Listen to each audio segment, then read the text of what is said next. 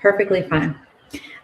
So hello, everyone. My name is Alexia Jordan. I am the Innovation, Cyber and National Security Policy Analyst for the Lincoln Network. Thank you all for coming, and I'm really excited to discuss the future of drone policy today. This is an event that's a bit of a precursor for our annual conference that we have at the Lincoln Network. It's called Reboot, and this year it's obviously Reboot 2020. And we're going to be bringing together the biggest names in technology and politics and finance to discuss the future of tech in the United States. This year is going to be virtual, and it's going to last for 3 days, starting on November 6th, going on to November 9th and November 10th. Please head over to rebootconference.org to register.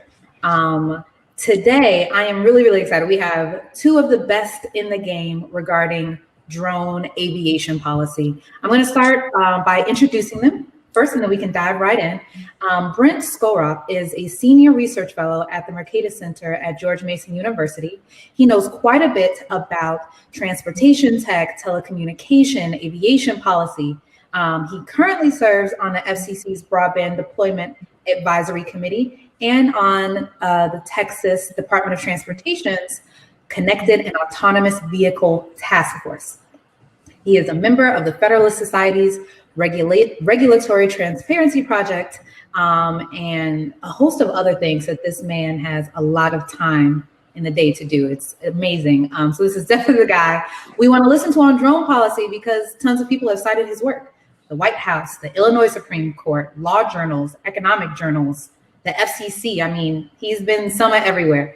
So very, very happy to have you here, Brent. Our second panelist is absolutely no showstopper, is no short stopper himself. He is the former FAA chief counsel and one of the architects of the regulatory framework for commercial drone usage that we have today. Before joining the FAA, Reggie Govin is his name. I didn't even say your name. Here I am. Reggie Govin is the former FAA chief counsel. And before joining FAA, he had spent more than 30 years as corporate counsel.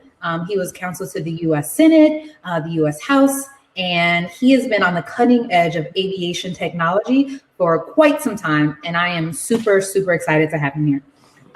So for the audience, I do have questions for the panelists, but I want you all to interrupt me and interrupt our conversation and insert questions of your own. We definitely don't want you all to just kind of be sitting on the sidelines if you have things that you want to ask. So please just drop your questions in the chat and they'll be directly added to the conversation. Okay. So I'm going to go ahead and get started with a quick overview of this. So my objective for this talk is to give a public an understanding of drone policy. I want everyone to understand the distinction between military drones, private use drones, commercial drones. And I'd like to touch on just a couple of the issues that drone policy brings up regarding data usage, privacy, national security concerns, how you manage traffic in the sky. Are we going to manage traffic in the sky? Like, what is this supposed to look like? So I'm going to start off with a question for both of you. A real quick bullet points. If you all could give 2 bullet points of why you think increased drone usage is the absolute best for society. These 2 reasons are exactly why we should have more drones in the sky. We should increase production. And 2 of your strongest concerns with the increased usage of drone policy. Increased drone usage. Reggie, feel free to start if you like. The benefits are long-term, like most technological transformation. Ultimately, we will see significant economic growth and increased productivity. And I think one of the byproducts of this particular transformation for drones and aviation or mobility generally is the transition from fossil fuels to electric, and then ultimately some people are beginning to talk about hydrogen, but zero emission propulsion systems. So those are 3 very long-term benefits. Excellent point, excellent point. Brent?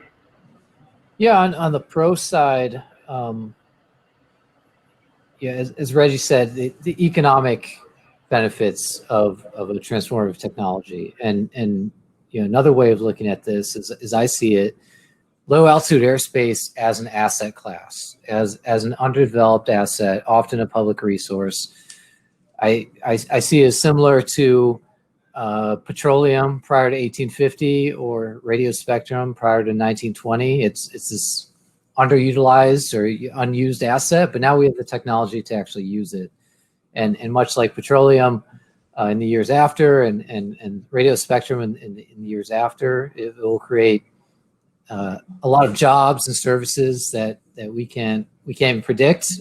We have some rough idea, which I guess brings me to the next point.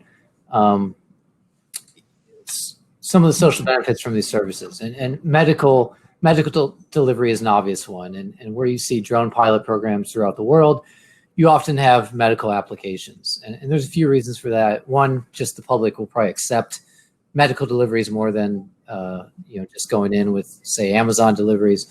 But medical also, these are small packages, they're lightweight, but they're also very valuable and often life-saving. So there's a better economic case and a business case. And so those two things, low altitude airspace as an asset class and just opening up a whole new resource for jobs and services, and then some of the medical services that I think we'll see. On the concern side, my concerns are twofold. One is that I think the tech industry generally has done itself a slight disservice by not being more forthcoming about the very significant technology research and development challenges.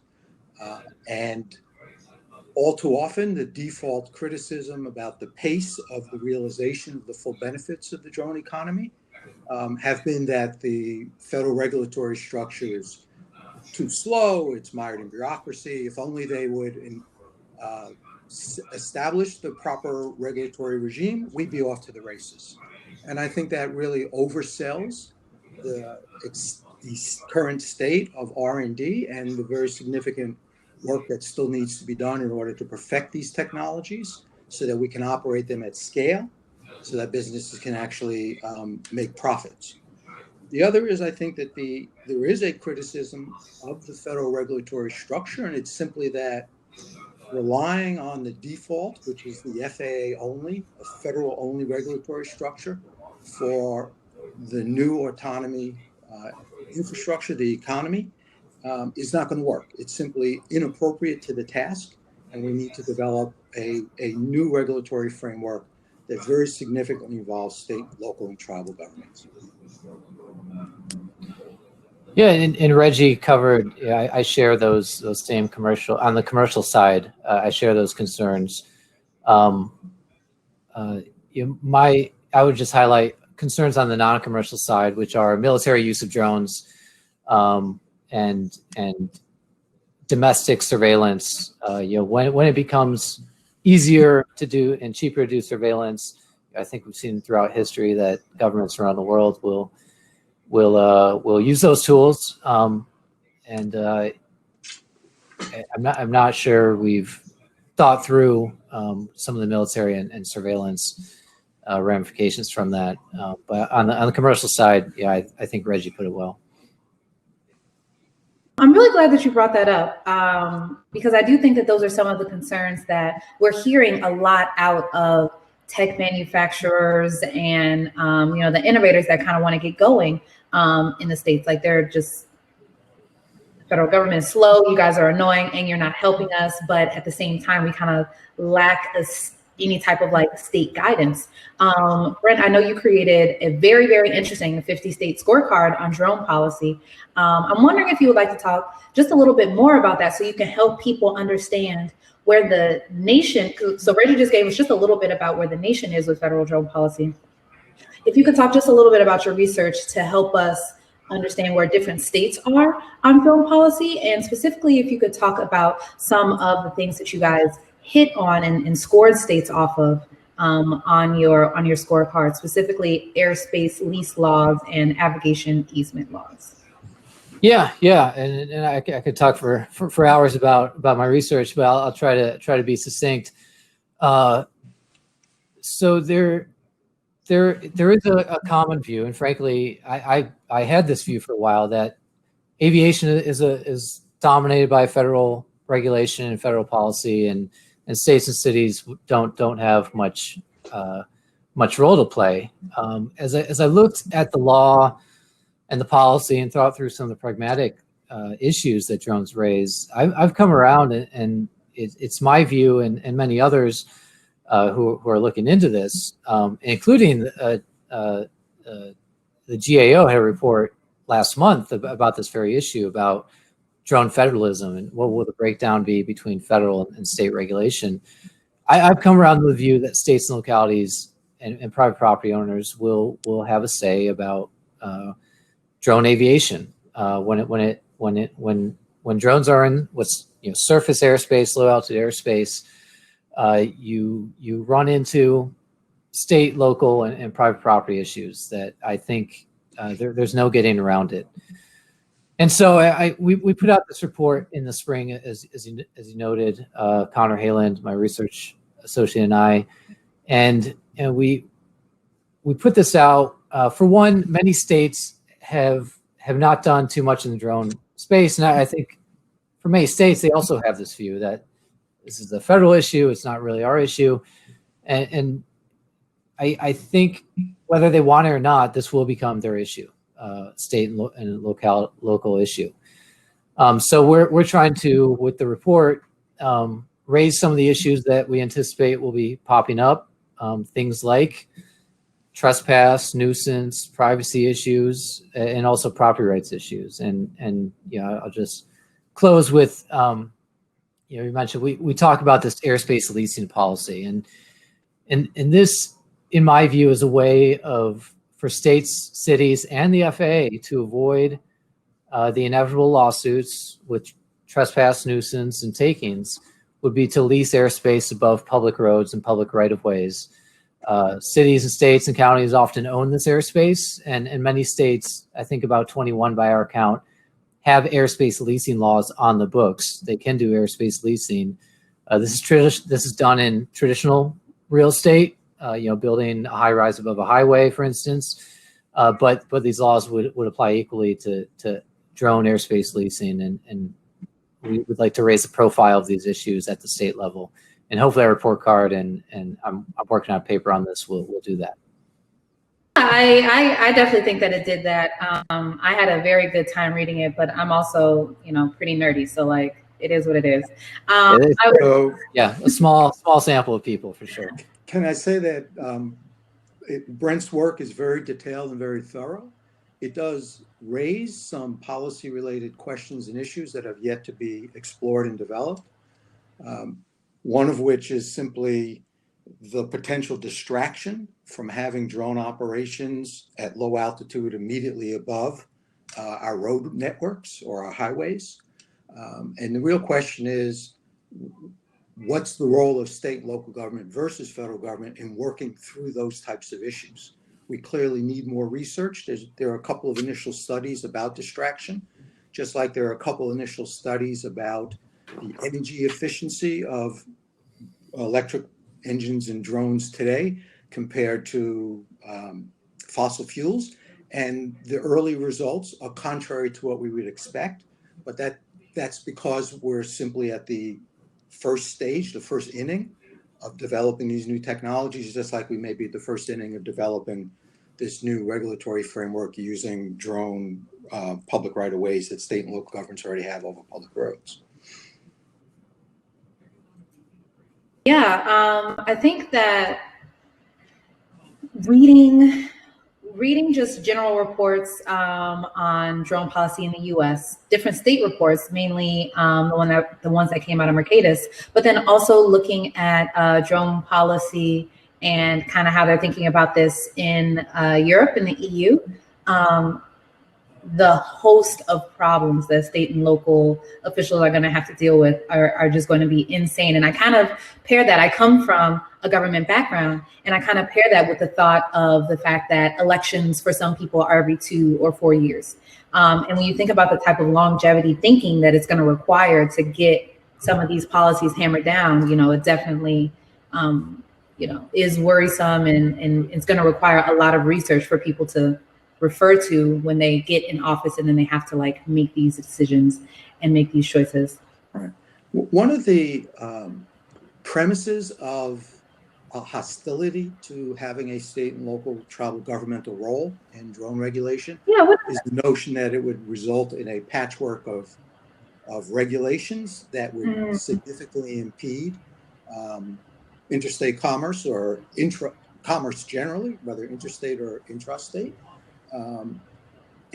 I don't think that there's any validity ultimately to that objection. And the reason I say that is twofold. First, if you think about the experience to date with respect to autonomous vehicles, state and local governments have been at the forefront of supporting very robust testing, research, and development, both in dedicated space, but also on public roadways. And there is simply no evidence that state and local governments are hostile to this new technology or to any new technology that promises significant benefits to the citizens and promises to be an engine of economic growth within the communities in which those businesses are located. So simply using the autonomous vehicle model suggests that this patchwork quilt fear is simply exaggerated, if not implausible and invalid. Secondly, it seems to me that the very nature of commercial drone delivery is to use low altitude airspace, which is the exact opposite paradigm of what we have today in aviation, which is we have a few dedicated corridors of airspace in low altitude that are designed to get very heavy aircraft to the upper atmosphere. Commercial drone operations are by design going to occur very close to the ground. And it seems to me that there's such a myriad of interests to be adjudicated and resolved that in our federal structure, state and local government and tribal governments are exactly the forum in which those interests ought to be adjudicated, both in the names of commercial operations and privacy, but also adjudicating property rights.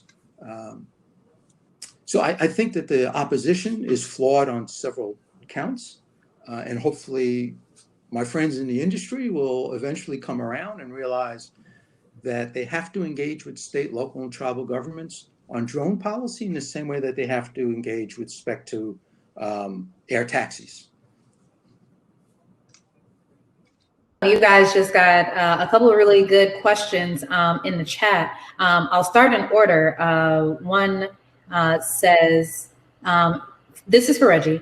As one of the early architects of the UAS IPP, one of its objectives was to test and evaluate various models of state, local, and tribal government involvement in the development and enforcement of federal regulations for UAS operations. So do you believe the IPP provided new clarity on this issue, or do you think the IPP dropped the ball? Well, it sounds like a setup question. It is true that I was very supportive of the IPP. I actually published a column supporting the Trump administration's initiative. I thought it was exactly the right thing to do. I think it quickly became overwhelmed by the magnitude of the task at hand. And secondly, there were some institutional constraints and political considerations, so that we started with a IPP of 10, and it was designed to stay at 10, when I think what really needed to happen is we had to go from 10 to 50 to 100, so that after 3 years, we would develop a robust body of experience with sensors, with traffic management systems, with operating in different weather conditions and different flight operation, concepts of operations and the like. And that the promise was never realized. And one of the things that didn't happen, I don't believe, is that I don't think we got a very good understanding of, while state and local governments collaborated with industry in order to put on these, I think it's 8 IPPs, at the end of the day, I don't think we got much understanding about and learning that we can use to develop future regulations. And that's particularly true with respect to the state, local, and tribal role for drone regulation. That is an underdeveloped area throughout the last 3 years of the IPP. Understood. So we are now getting lightly flooded, which is really exciting because they think that we are not as nerdy as we are. They actually think we're interesting. So this is like awesome. So first question, Reggie, could you tell us the operation? Oops, I moved. Operation of autos is state regulated, like regulation of automobiles is state regulated today. Why is state regulation of drone operations more onerous? I know you spoke a little bit about how some people, like from the federal side, are just kind of like antsy about working with the state. But actually, Brent, you might be able to speak to this too. Why are some states resisting, regulating this when they already do other types of automobiles? Yeah. So in my talks with state regulators, so there's a few things going on. State governments, I think, have more financial constraints than say the federal government. State departments of aviation have they have what they do, and this is a whole new and frankly a big thing that they just don't have the personnel or experience to really do. And there's another thing which is they in my conversations with some in industry and some state regulators, they're being told by others in industry or perhaps advisors, government advisors, this is a federal issue. Stay out of it, basically. And as I said, I think it's inevitable. This, whether they want it or not, this will be in their laps in the next few years. And if you, as these programs expand, which I hope they will, if you have a complaint about drone flying overhead or one in your yard or something else, the FAA isn't really going to help you. I mean, that's a local issue. If you have a nuisance problem or damage to your property, I think for instance in Ohio, I think there are 3 FAA employees doing drone enforcement policy for the whole state, and FAA also has a lot on its plate. It's not just drones, obviously, and so I think that's what's going on at the state level. Either they believe or they're being told that this is a federal issue, stay out of it. And my view is this will become their problem very soon, whether they want it or not. I couldn't agree more. And I come from state government, and I didn't even think about, I was kind of thinking about it from the perspective of an elected official, whereby like they just have a lot on their plate and this is just hard and, it's very technical. But I didn't think about, the maybe misleading influence that might be coming from industry trying to, keep them from being regulated. That's definitely something that I'm sure is clouding this scenario. Yeah, and I want to emphasize, I don't think it's I think it's well intentioned. But I think they're not telling the full picture, and they might not be aware of all these issues that are coming down the pike. Makes sense. We have another question. It touches a bit on what you just spoke about, Brent. A participant asked, what are the insurance ramifications of drones losing packages, damaging packages, property, or harming a person? And I read in a FAA report and also in another private report, I don't think this one came from you, Brent, but it did talk about adding in the insurance component to policy regulations for commercial drone usage versus private drone usage. So if you guys, either of you all have any comments on where that is, I'd love to hear it. Also, this person would too. So there are several areas of regulation today that are quintessential state government functions. With respect to aviation, one of them is the siting of airports, the takeoff and landing of aircraft at airports. That's state and local government. It's only after those decisions are made that the FAA, quote, gets involved. It's a little bit of an exaggeration, but it is a state and local governmental power. And the same thing is going to be true with respect to drones, except drones can take off and land from everybody's backyard. So there is necessarily going to be a role for state and local governments. The other quintessential state governmental function is insurance regulation. And that's true today. And just as states set minimum insurance requirements for you and I as operators of automobiles, it seems to fit that state and local governments would be setting insurance requirements for operating drones, whether it's for commercial or private/pleasure use. It is simply a state governmental function because it's so related to the protection of property and people. Now, with respect to aviation, the federal statute does give to the FAA one of its statutory missions is the protection of people and property on the ground as a result of the flight, which means the plane's not going to fall out of the sky and harm and injure passengers on the plane or property on the ground. But that's related to safety of flight. Here we're talking about just general insurance requirements for the operator. And it seems to me that there's no reason why a state wouldn't have that authority.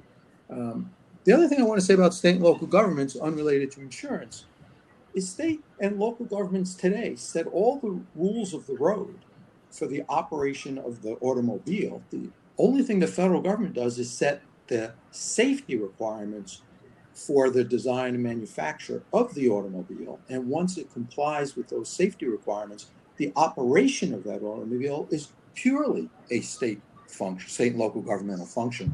And so if you envision the drone economy as creating in low altitude airspace that which exists on the roadway for cars, it necessarily should be a state and local governmental function. I would just add briefly, Reggie covered it well. A proposal I've become fond of and have promoted are states creating these drone advisory task forces, which a few states have, but it is because there are a lot of these state and local issues, not just on the operations side, but things like liability insurance, which I know some insurance companies actually are creating new products, insurance products for drone companies and drone hobbyists. So we're seeing that. But I think drone advisory committees are a good thing because this is new for all of us. And just to get lawmakers and policymakers at the state and local level informed about some of these emerging issues, whether it's insurance or navigation easements, or airspace leasing, or expanding Department of Aviation's capabilities or personnel. So I definitely wanted to take this conversation in a slightly different direction, but you guys are getting a mass of questions on these details between the intricacies between state versus federal regulation. I'm sure you guys see them all in the chat, so I will just go ahead and jump in. So one of our participants is asking about drone highways over public roadways. And they're saying that drones today tend to be slower in flight than stable, normal highway traffic flows on the ground. So do you guys think that the UAS transit speeds will need to increase to make this work in metropolitan areas? I think he's just trying to figure out what type of uniformity at all, or if this has been thought about at all on the federal level or by drone policy analysts about the uniformity of how drones are made and which ones, are going to be allowed to be used in public spaces. So Brent, when you talked about the positive externalities of drone usage, you were like, medical deliveries, commercial deliveries, these types of things. But, I think this question hits a bit towards, are we going to have any type of say of where they get these drones from and, what the minimum requirements for their existence are so that they all kind of fly on the same path? Yeah. A few thoughts, about operationalizing this drone highway idea, which is being discussed. Maybe, the airspace leasing idea is somewhat unique, but this drone highway idea is you hear it all around the world. Because at least in the medium term, it will be these dedicated corridors where drones will operate for a lot of reasons. So the world I envision and that I hope to encourage would be one where, and in my background is telecommunications, so some of this is coming from that background, but I think there are some analogs where the FCC certifies devices, and and they have oversight over interstate communications. You can see the analogs for drone policy, where the FAA maintains its role as certifying devices, perhaps, or drones, certifying UTM, these unmanned traffic management systems, basically air traffic control for drones. Separation minimums between drones. That seems like a good thing for the FAA to take up. Emergency landing procedures, that sort of thing. But then the time, place, and manner restrictions would be at the state and local level. And so the FAA would essentially whitelist regions in a state where there's just de minimis risk to manned aircraft or airports, and states would manage the airspace, the low altitude airspace there. And so that's the world where I see this going. I think we're slowly moving that way as it is, but I hope we can accelerate it. Okay. Another question we have from the group.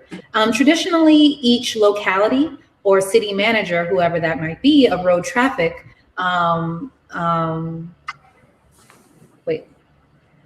Traditionally, each locality or city managers of road traffic within their boundaries, just kind of, this is what they do. As cities begin to manage traffic policies through API, are the mechanics of city airspace management similar enough to be managed with the same tools? This question was for both of you all, so if either one of you feel more comfortable answering this question about APIs and UTM, unmanned traffic management, please feel free.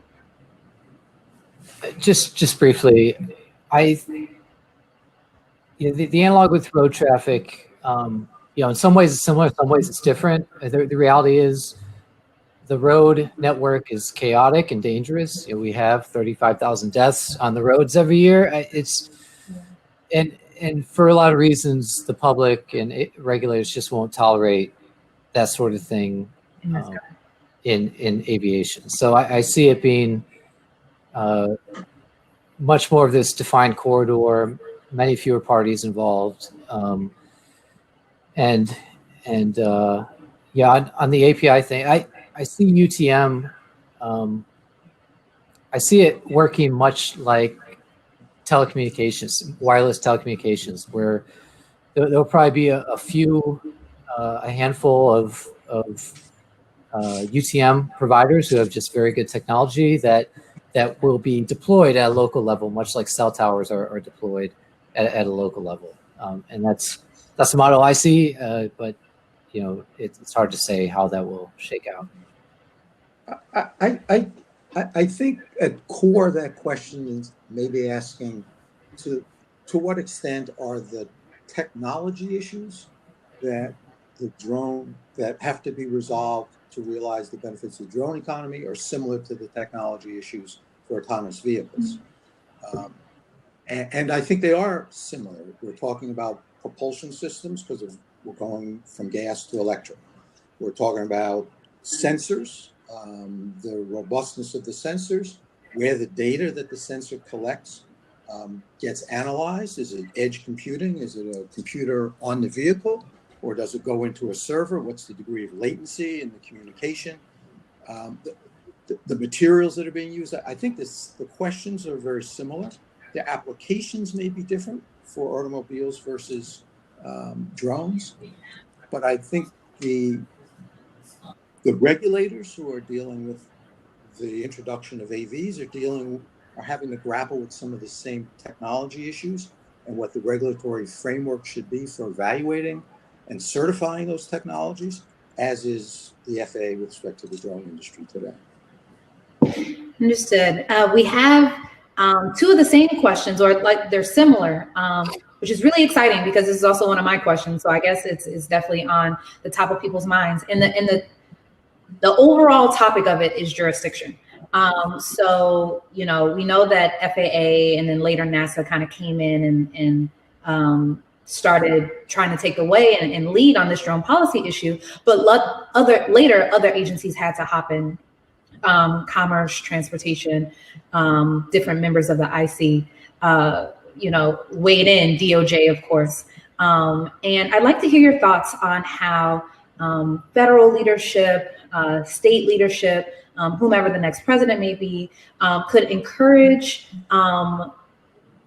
faster interagency or extra-agency cooperation on cross-sectional issues like drone policy. That same type of question can definitely be applied in terms of how are you guys going to work through jurisdictional issues from the federal to the state level. Either one of you all. The question was posed to both of you all from the two participants. So whoever would like to answer can definitely feel free.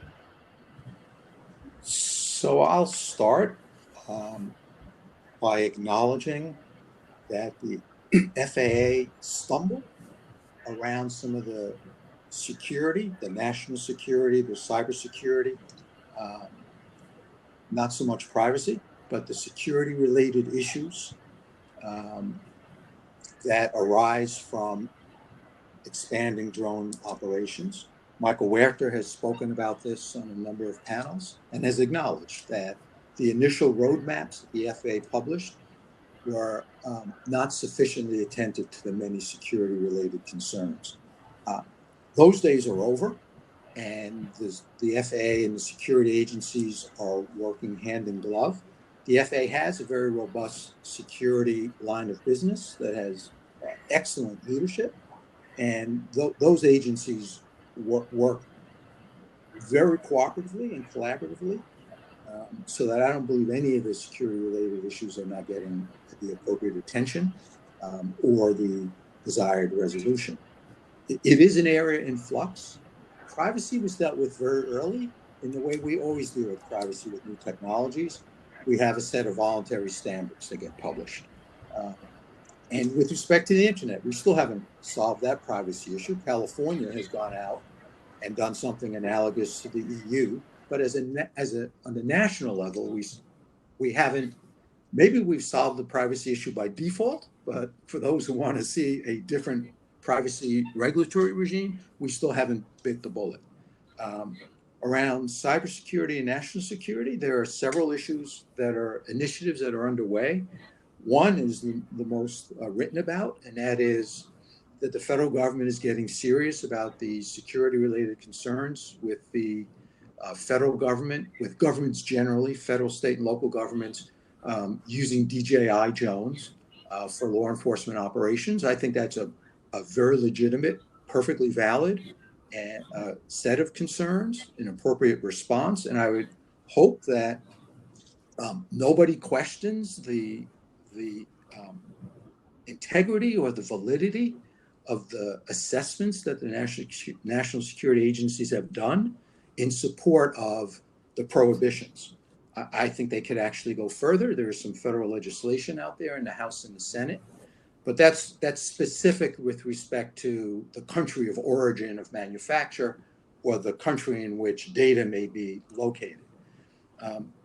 There's a whole second. In 2018, Congress enacted a export control statute that now has federal agencies reviewing for a whole variety of autonomy, mobility technology for whether it's appropriate for that technology to be exported because of national security concerns. And essentially national security, as I understand it, is defined as economic security because you don't want any foreign nation becoming so dominant with respect to a critical technology that it affects our economic power and therefore erodes our national security interests.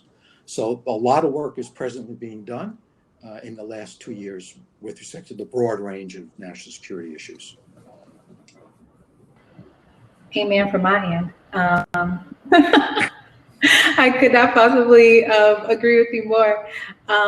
If either of you would like to speak to, you did just for a second, Reggie, but I definitely want to open this question up to Brent as well.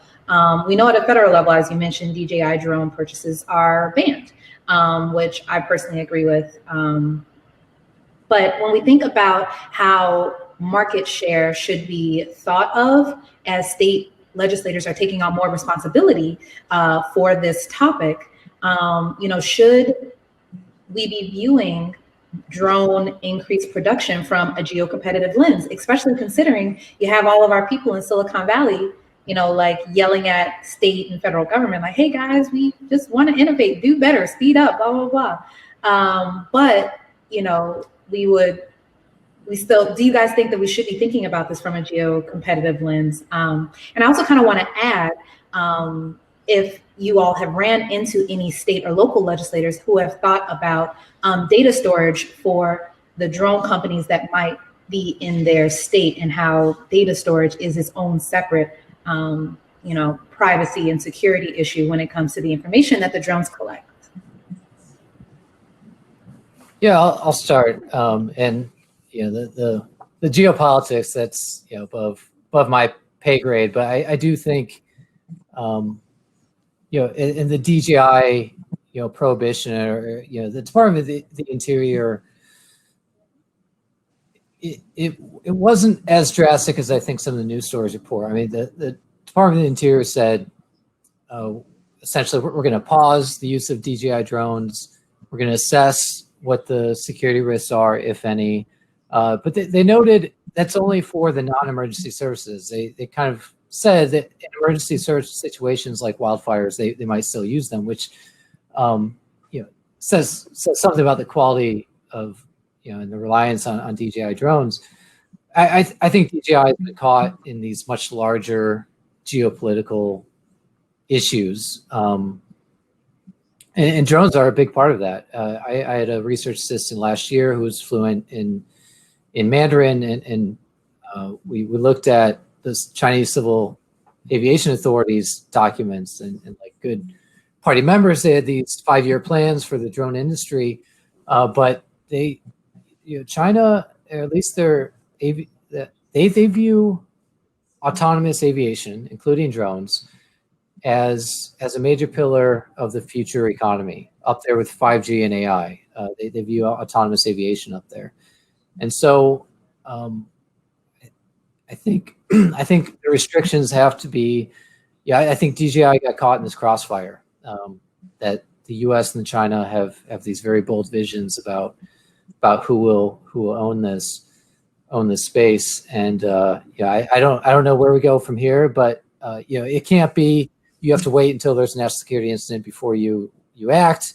But also I think your concerns have to be grounded in reality. And I hope that Department of Interior, I hope that's a good faith assessment, and that they'll follow through on that.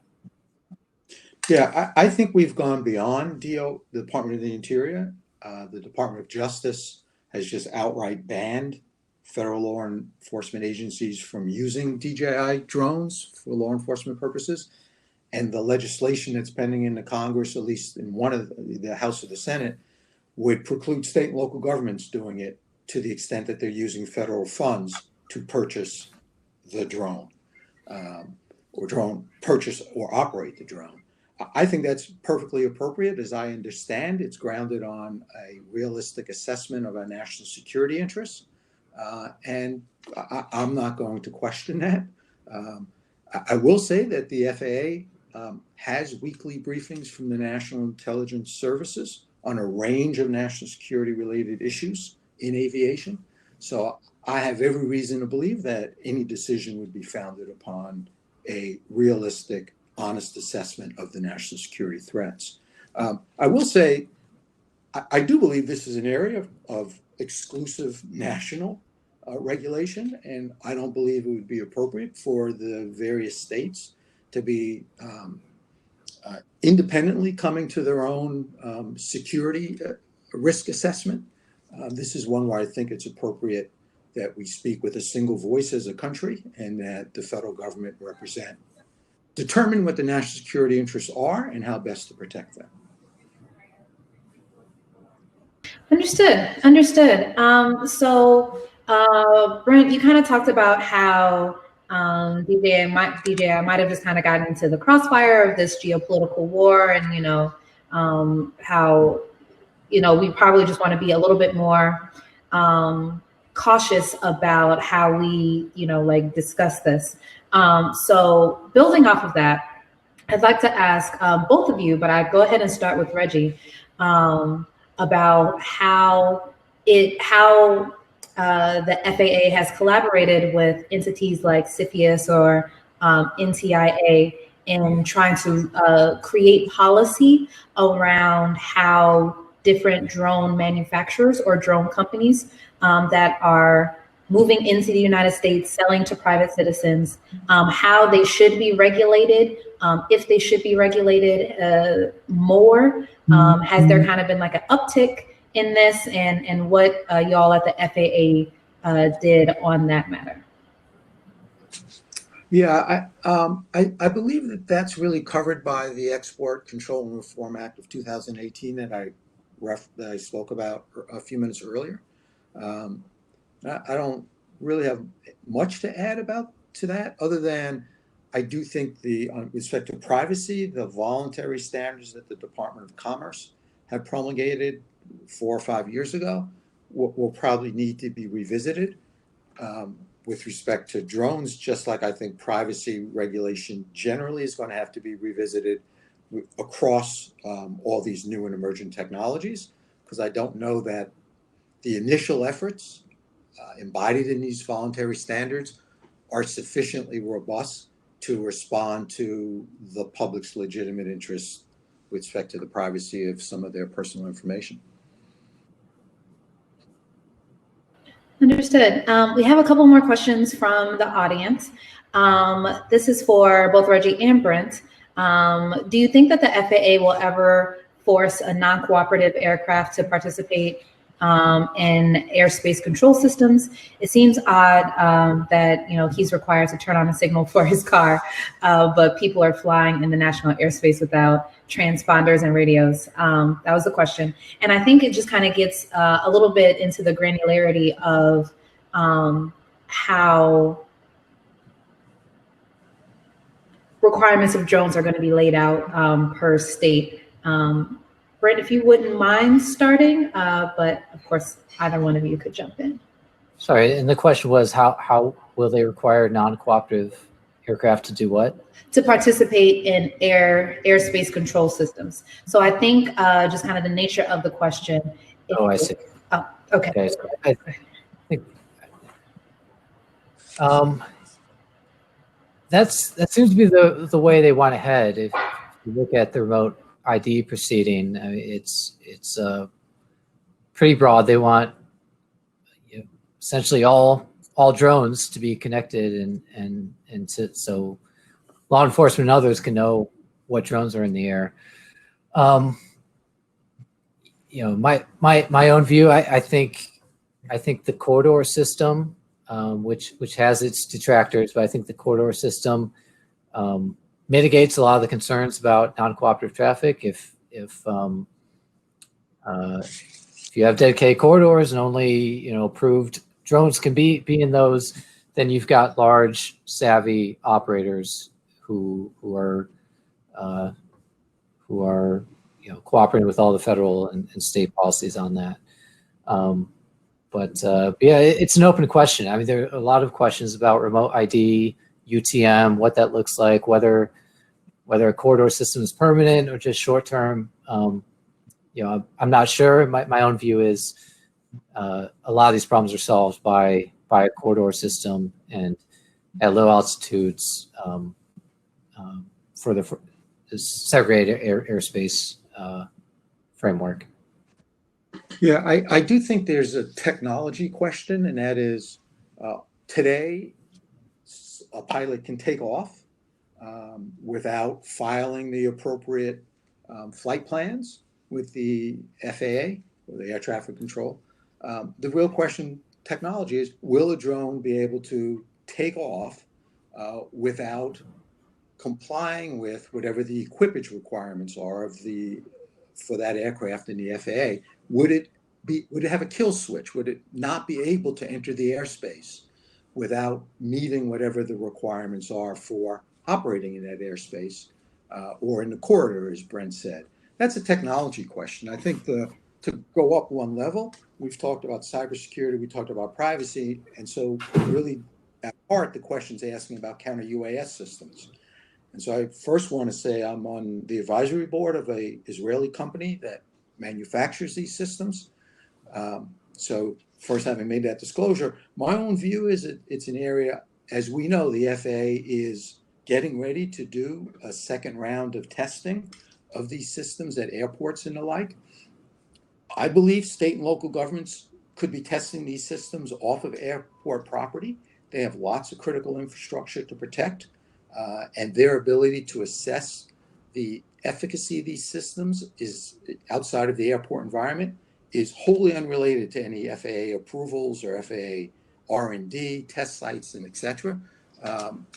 But until we have effective counter-UAS systems and clear concepts of operations as to who's going to make what decisions about what's non-compliant and what are the range of actions that could be taken, who the decision makers have to be,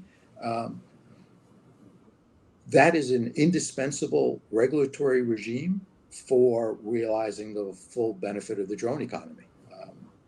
Remote ID is the first step, but we have to have some counter-UAS system beyond what federal law now provides. And the federal law that was enacted several years ago, in lightning speed, for which the DOJ and the other federal agencies should be congratulated, but the counter-UAS authority is limited to 5 federal agencies, and that's simply inadequate if we're really envisioning drone operations around the country, in every community and neighborhood, in every county and state in this country. Okay, so thank you for all of you all's questions.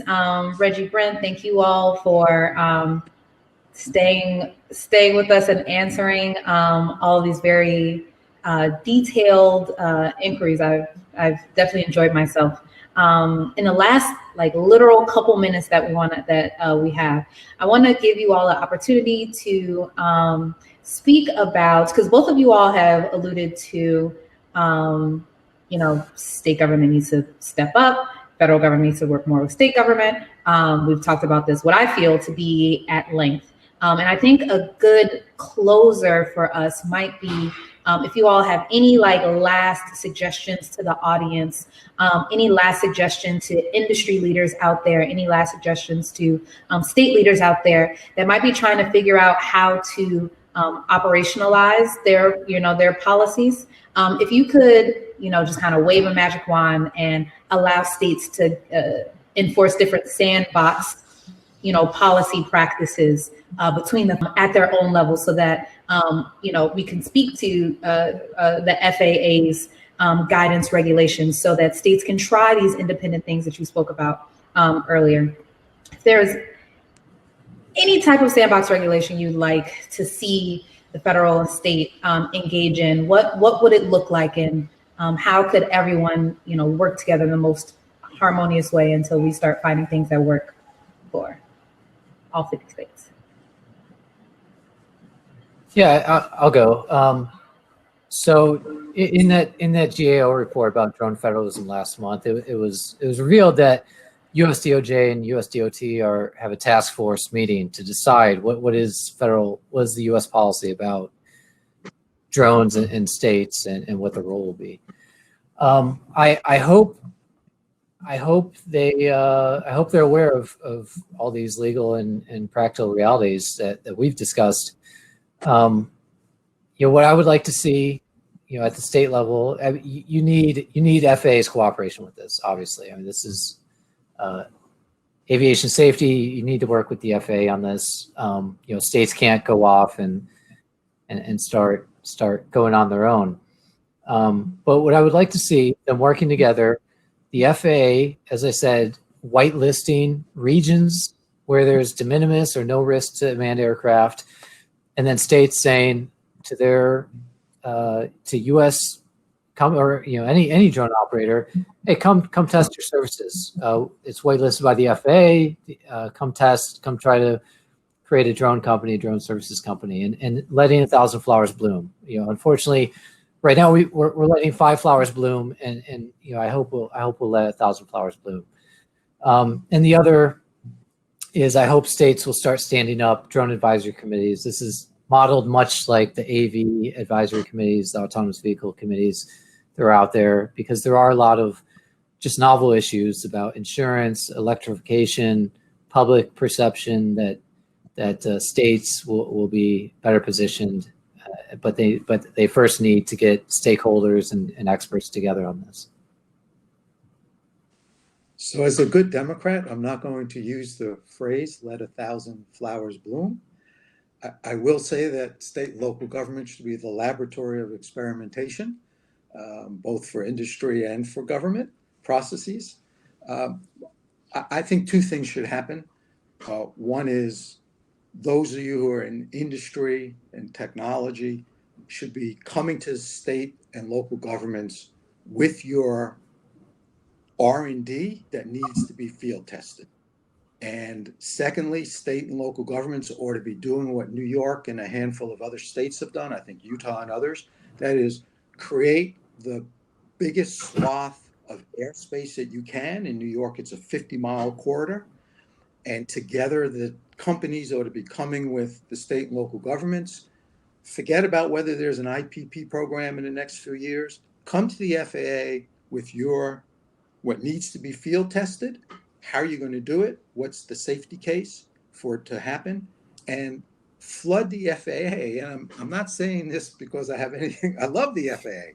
And I think Earl and others are doing a great job at the UAS Integration Office.